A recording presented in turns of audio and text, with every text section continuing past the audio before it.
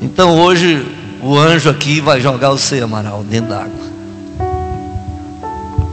Meus irmãos, a paz do Senhor a todos.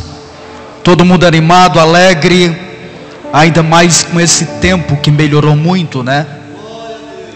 Deus seja louvado. Queridos, mesmo sentados como estão, com reverência, por favor. Quem trouxe a Bíblia, abra comigo no primeiro livro de Samuel, por favor. Prometo que eu serei extremamente breve na minha oportunidade, que a princípio eu agradeço ao pastor Valdir pela confiança. 1 Samuel capítulo 17. Em uma escola bíblica dominical eu trouxe uma reflexão sobre este mesmo texto, mas tinha no máximo 10 pessoas e eu fui instruído pelo Espírito Santo a ratificá-la nesta noite. 1 Samuel capítulo 17, eu quero que você acompanhe a leitura comigo. Eu irei falando os versículos e vocês acompanhando. Versículo 4. Então saiu do arraial dos filisteus um homem guerreiro cujo nome era Golias de Gate, que tinha de altura 6 côvados e 1 palmo. Trazia na cabeça um capacete de bronze e vestia uma couraça de escamas, e era o peso da couraça de 5.000 ciclos de bronze. Versículo de número 8. E parou e clamou às companhias de Israel e disse-lhes: para que saireis a ordenar a batalha. Não sou eu filisteu, e vós servos de Saul? Escolhei dentre vós um homem que desça a mim. Se ele puder pelejar comigo e me ferir, seremos vossos servos. Porém, se eu vencer e o ferir, então sereis nossos servos e nos servireis. Versículo 11. Ouvindo então Saul e todo Israel essas palavras do filisteu, espantaram-se e temeram muito. Versículo de número 20. Davi então se levantou pela manhã bem cedo e deixou as ovelhas a um guarda, e carregou-se e partiu como Jessé lhe ordenara, e chegou ao lugar dos carros quando já o arraial saía em ordem de batalha, e a gritos chamava a peleja. Versículo 23. E estando ele ainda falando com eles, eis que vinha subindo do exército dos filisteus o homem guerreiro, cujo nome era Golias, o filisteu de Gate, e falou conforme aquelas palavras, e Davi as ouviu. Porém todos os homens de Israel, vendo aquele homem, fugiam de diante dele e temiam grandemente. Amém.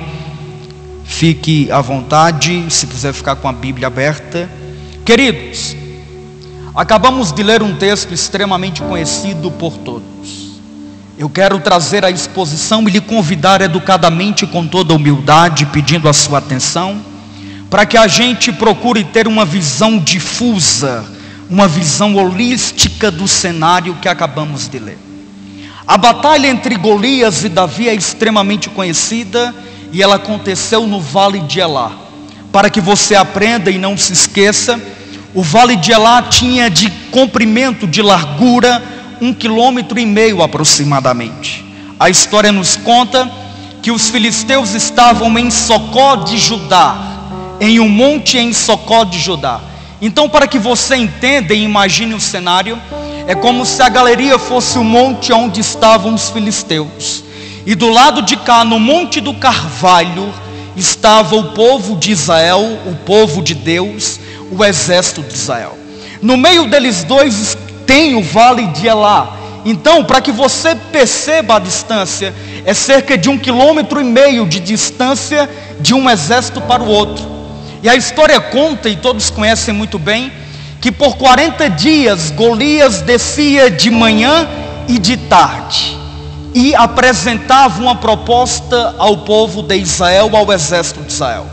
Em vez de todos nós se gladiarmos entre nós, vamos fazer uma batalha representativa, da seguinte forma: eu sou o homem escolhido dos filisteus, escolham dentre os israelitas, de qualquer lugar que seja, um homem que desça até o Vale de Elá.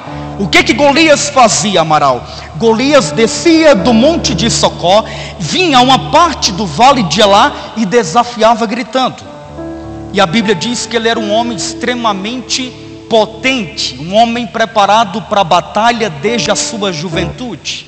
Só que quando ele ousava desafiar os exércitos, a Bíblia diz que todos os homens de Israel, inclusive Saul, temia.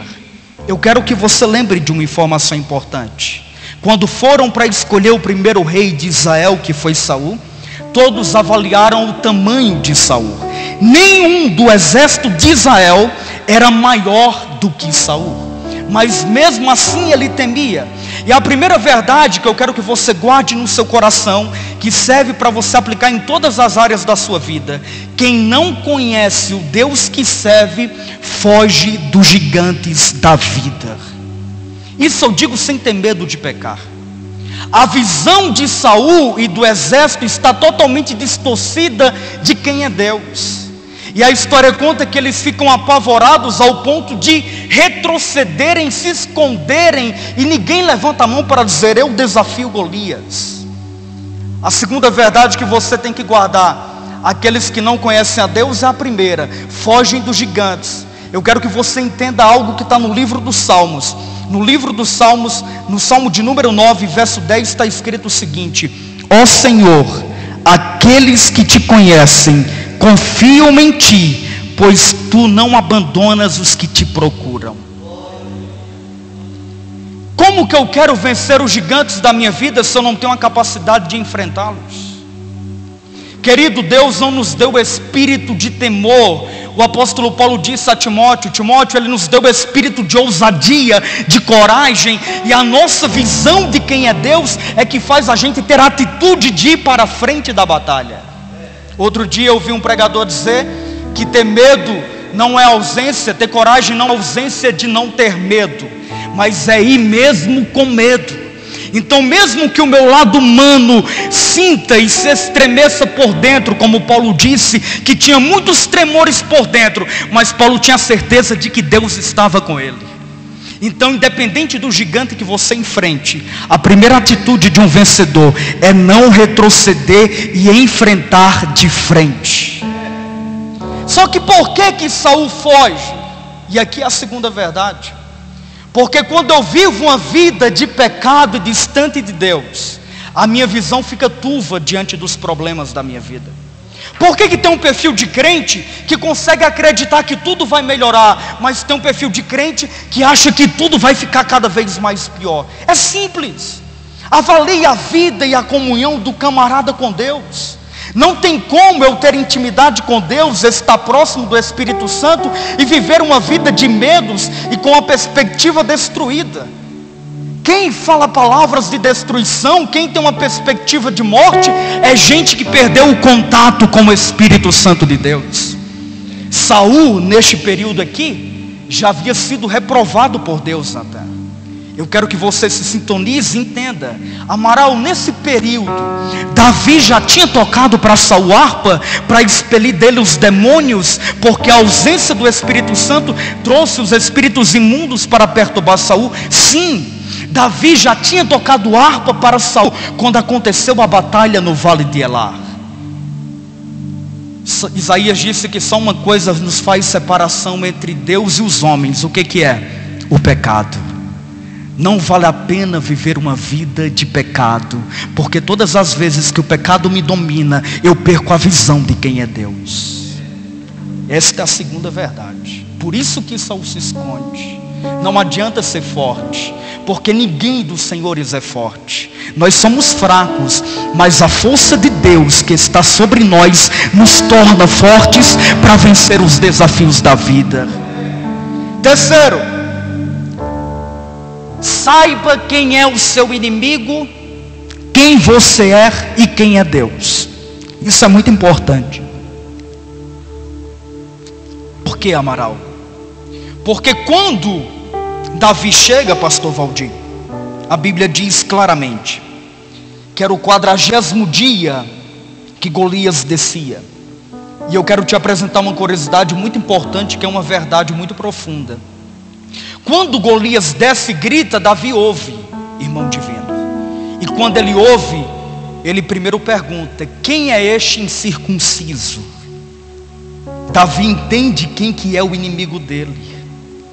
Porque quando ele usa o termo quem é este incircunciso, ele está dizendo quem é este homem que nem faz parte do povo de Deus para afrontar o exército que é quem? Nós, de um Deus que é vivo. Quando eu sei quem é o meu inimigo, quando eu sei quem eu sou em Deus, e quando eu sei quem é o meu Deus, eu não tenho o que temer. Amaral, como que eu não perco esta ideia de saber quem é o meu inimigo, quem eu sou e quem é Deus? Através de uma vida de oração, de arrependimento e de comunhão com Deus. É o único caminho, queridos. O único caminho. A visão de mundo de Davi não é fruto de uma hora de oração. A visão de mundo de Davi é fruto de uma comunhão na solidão do deserto de Belém, lá nas colinas, cuidando das ovelhas, pegando a harpa e salmodiando a Deus. É uma vida gradativa de muita oração, de muito louvor e de muita comunhão com Deus. É o que nos torna vencedores. Então quem que é este incircunciso? Jesus disse o seguinte: no mundo tereis aflições, mas tende bom ânimo, porque eu venci o mundo. Na cruz do Calvário, Jesus pisou na cabeça do nosso inimigo. Então quem é o inimigo da igreja? É alguém extremamente derrotado. Por quem? Pela nossa força? Não, pela força do nosso Deus. Amaral, o meu inimigo é a depressão. A gente está no mês de setembro, setembro amarelo. E que doença terrível, que tira de nós a alegria de viver, como um gigante que nos rodeia dia e noite. Querido, Jesus pode fazer você vencer a depressão. Ele é maior do que a depressão. Ele é maior do que as dores que nos assolam. A história continua e Davi ouve a história, o desafio do gigante. E aqui começa a ficar interessante, porque quando Davi pergunta isso, alguém responde a ele. Os homens que estão fugindo, vão fugindo, mas vão falando. E dizem: este é um homem forte que afronta Israel e afronta todo o povo, e ninguém tem coragem de enfrentá-lo. Eles não entendem quem eles são, pastor Feitosa. Aí Davi vai e pergunta: o que vai ganhar o homem que enfrentar este gigante? E eu acho interessante que eles respondem dizendo: olha, o rei vai dar a filha dele em casamento, vai isentar a família dele de pagar impostos de forma vitalícia. E de repente Eliabe, o irmão de Davi, ouve que ele está conversando com os outros soldados. E diz o seguinte para ele: ô menino, o que é que você está fazendo aqui? Com quem que você deixou as poucas ovelhas que você tem que cuidar?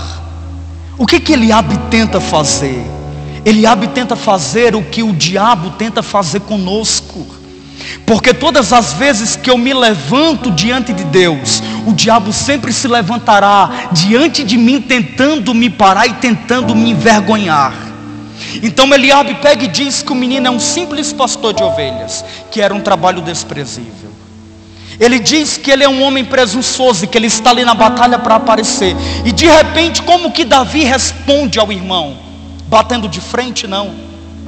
É aqui que a gente tem que aprender o segredo.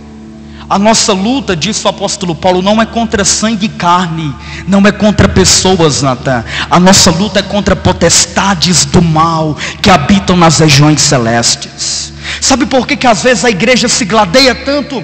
Porque tem gente que pensa que só quem tem que pregar é ele. Se ele não pregar, o outro também não pode pregar. Eliabe estava olhando para o irmão e dizendo: oh, você está querendo aparecer mais do que eu. Nem ele tinha coragem de enfrentar o gigante, e só porque o irmão estava falando, ele tenta fazer com que o irmão fique envergonhado diante do exército. Sempre vai se levantar pessoas para lhe fazer parar. E o nosso objetivo como homem de Deus e mulher de Deus não é bater de frente. Deus não nos chamou para ficar brigando com intrigas. Deus nos chamou para continuar focado no propósito maior: vencer os nossos inimigos. Então ele pega, olha para o irmão e pergunta: o que eu fiz agora, meu irmão? Dá a entender o que, pastor Cosme? Que continuamente o irmão sempre embatia com ele. E aí ele pega e pergunta: o que eu fiz agora?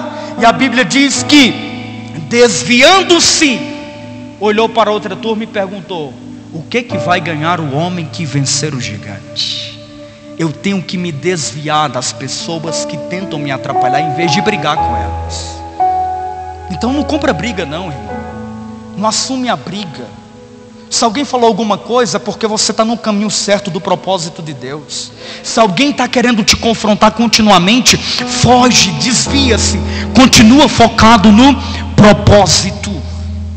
Enquanto ele queria envergonhar o irmão estava dentro do propósito de Deus.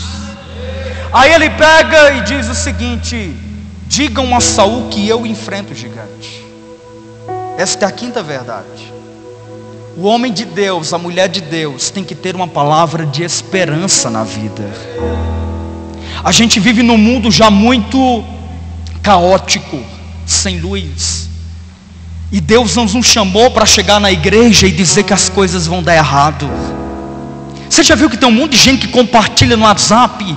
Vai morrer, vai ter o pico agora, vai morrer um monte de gente. Deus não te chamou para isso. Deus te chamou para você se levantar com uma palavra de esperança. Está todo mundo com medo, todo mundo apavorado, todo mundo desnorteado. Davi se levanta e diz: olha, se não tem ninguém para enfrentar, eu enfrento, em nome de Deus, e eu vou vencer. Aí ele chegou lá em Saul e disse o seguinte: Saul, não desfaleça o coração de ninguém por causa deste homem. Que coragem.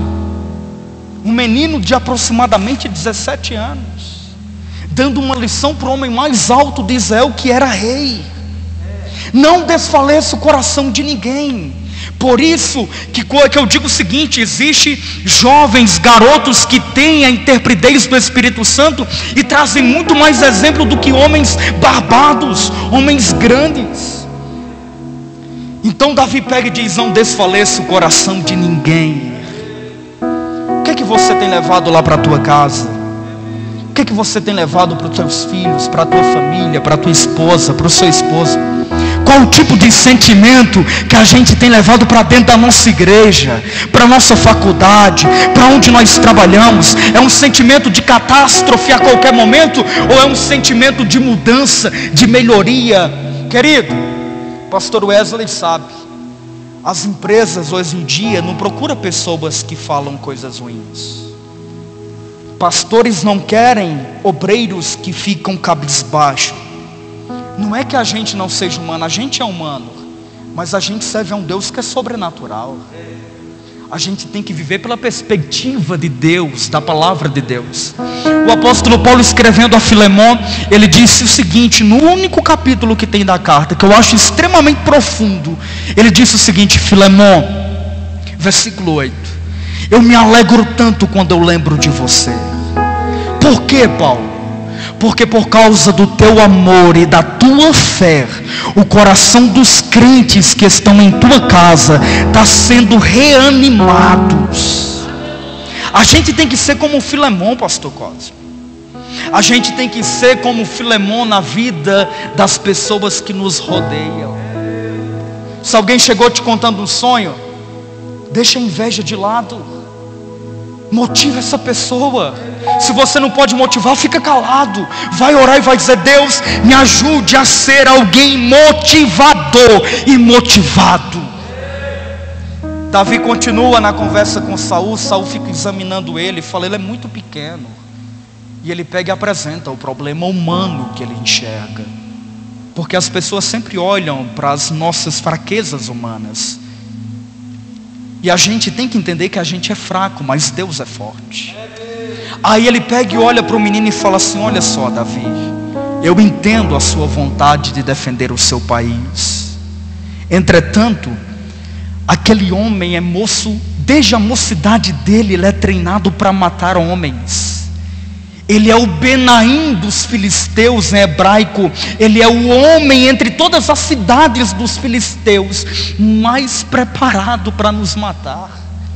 E você é um simples jovem, franzino. Davi pega e nos ensina uma outra grande lição que todos conhecem, mas pouca gente repara: a experiência com Deus. Davi está dizendo a Saul: Saul, o Deus que me fez vencer ontem um urso e um leão, lá no deserto, na solidão, que quando o leão pegou a ovelha, eu corri atrás dele, tirei ela das garras dele e o matei. Foi Deus quem me fez vencer o leão e o urso. É como se ele perguntasse: será que o nosso Deus muda? O pastor Valdir falou domingo que ele é o mesmo ontem, hoje e será eternamente. O que eu quero te dizer com isso? Que as lutas que Deus te fez vencer ontem, Ele não mudou. Ele também é Deus para te fazer vencer hoje, para te fazer vencer amanhã. É esta a verdade espiritual do texto. Então Davi está dizendo: menino, olha, Deus me ajudou ontem, e eu acredito que Ele me ajuda também hoje. Uma visão de futuro triunfante. Aí Saul, convencido pela fé de Davi: vamos fazer só o seguinte, para não ficar tão feio para mim, porque eu já fugi do gigante. Pega as minhas armaduras, pega as minhas vestes de guerreiro, pega a minha espada. Vamos pelo menos aparentemente, antes de você ser decapitado por Golias, vamos viver de aparência um pouco. Tem muita gente que vive de aparência, mas estão derrotados pelo pecado, pela pornografia, pelo medo, pelo transtorno de ansiedade generalizada. Deus não nos chamou para viver de aparência. Deus não nos chamou para querer ser como o outro, para usar as armas do outro, para usar as vestes do outro, para ter inveja do outro. Não, cada um tem as armas que Deus deu. E quando eu entendo isso, é maturidade. As armas de Saul é uma, as armas de Davi é outra. As armas do Amaral que Deus me deu na luta do dia a dia é uma, as armas do pastor Francisco é outra. Tem um texto bíblico que eu acho extremamente fenomenal. Quando João, depois de ter batizado Jesus, aprenda, depois de ter batizado Jesus nas águas do Jordão, Jesus disse: João, me batiza, porque eu tenho que cumprir a lei, eu tenho que cumprir a palavra. João reconhece: olha, eu que careço de ser batizado por ti. Aí de repente Jesus também começa a batizar do lado do rio Jordão, aonde João batizava. E de repente um judeu que estava observando o pastor Cosme foi lá na parte onde Jesus estava e disse o seguinte: rapaz, tem mais gente aqui agora do que lá com João Batista. Está errado. João Batista quem começou a batizar. Aí ele foi lá e diz: pegou os discípulos de João e disse o seguinte: fala para João Batista que aquele homem que ele batizou está ganhando o mercado dele agora, está batizando mais do que ele. Aí chegaram: ô João, para de batizar aí, deixa eu dizer, a gente está com um problema aqui. Qual que é o problema? O problema é que Jesus agora está ganhando mais gente do que você. As pessoas querem ouvir mais Ele do que você. Aí João pega e diz: então está no caminho certo, porque é necessário que eu cresça, e que é necessário que eu diminua, e que Ele cresça. Então, quando Davi tem as armas, ele não consegue andar, porque não era para ele. Deus treinou Davi, foi no deserto, tocando harpa. Deus treinou Davi no deserto, cuidando lá das ovelhas, aprendendo a atirar com funda. E aí ele não consegue andar, porque alguém que vive por aparência, de repente vai parar de andar. A gente não consegue sair do lugar, porque a gente não está sendo original com aquilo que Deus nos deu. Davi vai no ribeiro que fica do lado do vale de Elá e pega 5 pedras, com as armas que Deus deu a ele. Alguém pergunta: por que 5 pedras? Para que você aprenda. Existem 2 vertentes dos estudiosos. Primeiro, porque era o número de pedras padrão que todo atirador profissional de funda pegaria. E segundo, porque na própria Bíblia nós aprendemos que Golias tinha mais 4 irmãos. Então Davi, ele tinha uma visão tão vitoriosa que ele pensava o seguinte: se o irmão maior, mais novo vier, tem uma pedra para ele também. Deus vai me fazer vencedor sobre todos os gigantes que a vida me apresentar. Qual que é o gigante que você enfrenta hoje na tua casa? É o gigante financeiro? Deus vai te fazer prosperar. é o gigante da saúde, e ele é poderoso para fazer infinitamente mais do que nós pensamos que ele seja capaz de fazer. Davi vai até o vale de Elá. De repente o gigante olha ele com o cajado que ele tinha de pastor, com a história dele. Podem até zombar da sua história, mas zombam porque muitas das vezes não conhecem o nosso Deus.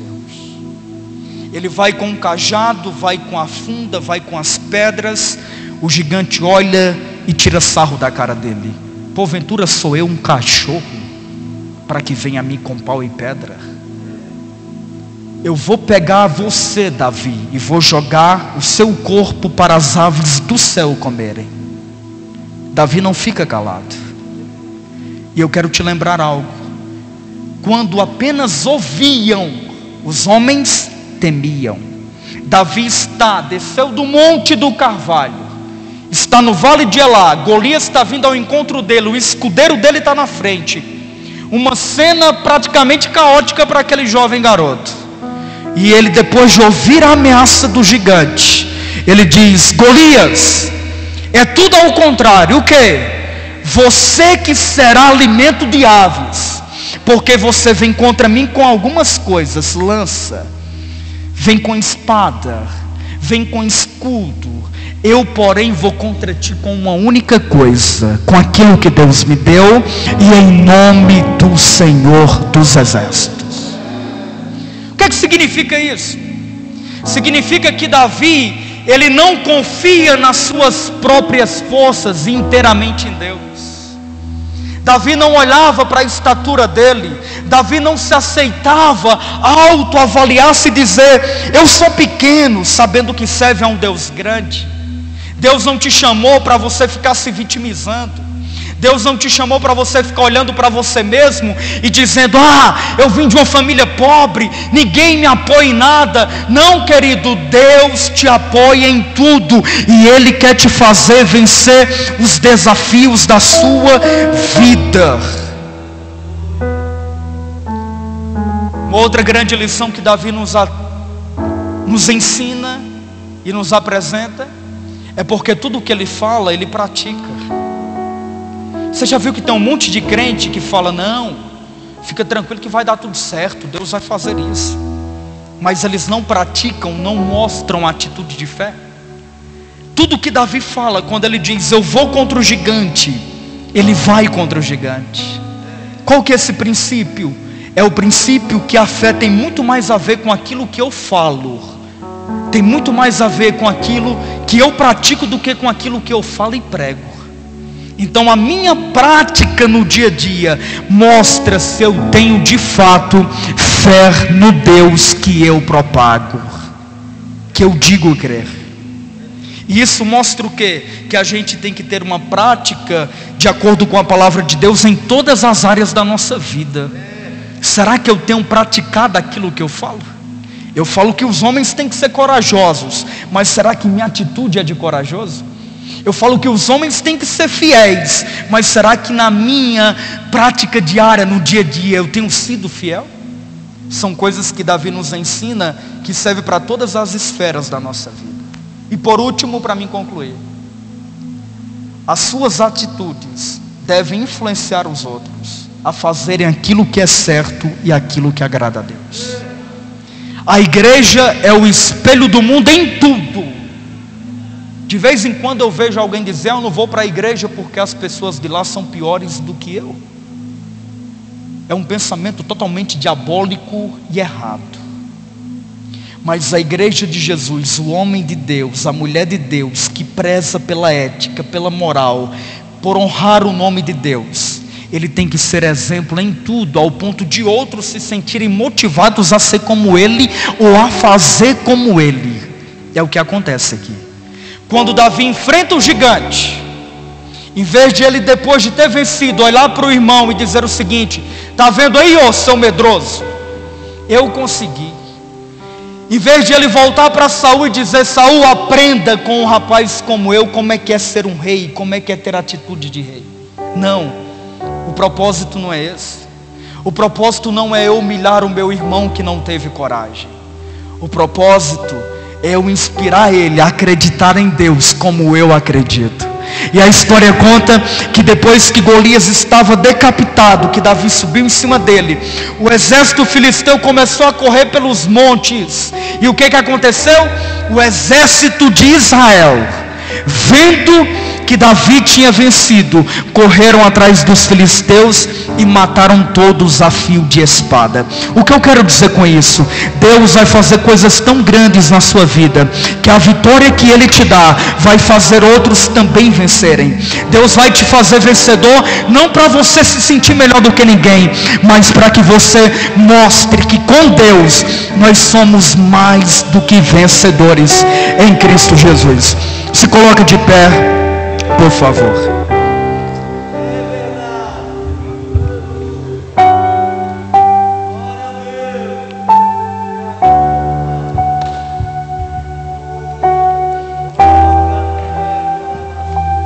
Uma característica, irmãos, daqueles que vencem gigantes, eu disse aos que têm atitude.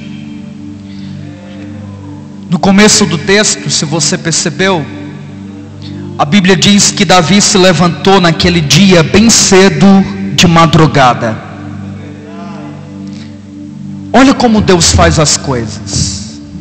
É num dia comum, no dia rotineiro, que Deus pode mudar a história da sua vida. Os homens que vencem são os homens que têm disposição. Davi se levantou bem cedo de madrugada. Por quê? Porque o pai havia pedido para ele levar alimento no vale de Elá. Levantou-se bem cedo de madrugada, deixou as ovelhas sobre os cuidados de outros pastores e partiu conforme o seu pai Jessé lhe ordenara. Existem 3 exemplos de Deus para nós, 3 lições. Vencerão os homens que têm disponibilidade, disposição, os homens que terão responsabilidades e aqueles que fazem o que o Pai manda. Vão ser surpreendidos em um dia os homens que se levantam cedo para quê, Amaral? Para trabalhar, para ler a palavra. Não é os homens que ficam sentados que vencem em tudo na vida. Tem muita gente perdendo a família porque se sentou na cadeira do fracasso, da murmuração. Disposição, irmãos. Se levantem cedo, tenham atitude. Responsabilidade com o quê? Davi tinha responsabilidade com aquilo que Deus já tinha lhe entregado. Deus não deixa ninguém de mão vazia. Alguma coisa Ele colocou na sua mão. Agora a pergunta é: será que eu tenho sido responsável com aquilo que Ele já me entregou? Porque se eu quero algo novo de Deus, eu tenho que ser responsável com aquilo que eu já tenho. E fazer o que o Pai manda tem a ver com princípios. Fazer o que a palavra manda. Deus vai mudar a tua família se você tiver disposição para orar por ela. Deus vai mudar a história da sua empresa se você se levantar cedo e montar uma estratégia assertiva e dizer: Deus, eu posso ser inteligente, posso falar bem, posso ser o melhor vendedor, mas se o Senhor não me abençoar, se eu não cumprir os teus princípios, nada acontece. Eu quero orar pela sua vida. Soberano Deus, eterno Pai, o Senhor é grande, o Senhor é supremo, o Senhor é o Deus da nossa vida, é o Deus da igreja. A tua palavra foi pregada. Dai-nos da personalidade de Davi, nos dê do coração de Davi, nos dê da visão de Davi, não uma visão de competitividade com aqueles que tentam me fazer parar, mas uma visão, ó Deus, de não perder o foco naquilo que o Senhor quer fazer. Deus, nos ajude a levantar cedo com disposição, nos ajude a levantar todos os dias, mesmo que com medo, mas entendendo que o Senhor nos entregará a vitória, porque nós sabemos, Deus, que se enfrentarmos os nossos gigantes, não tem como sairmos derrotados. Guarde os meus irmãos, guarde a minha vida, guarde o nosso coração, guarde a nossa mente, nos livra do gigante da depressão que tenta nos dominar, nos livra do gigante da ansiedade, do medo, do pecado e de tudo aquilo, ó Deus, que tenta turvar a nossa visão em relação a Ti. É o que eu te peço, em nome de Jesus, amém. Diga não posso.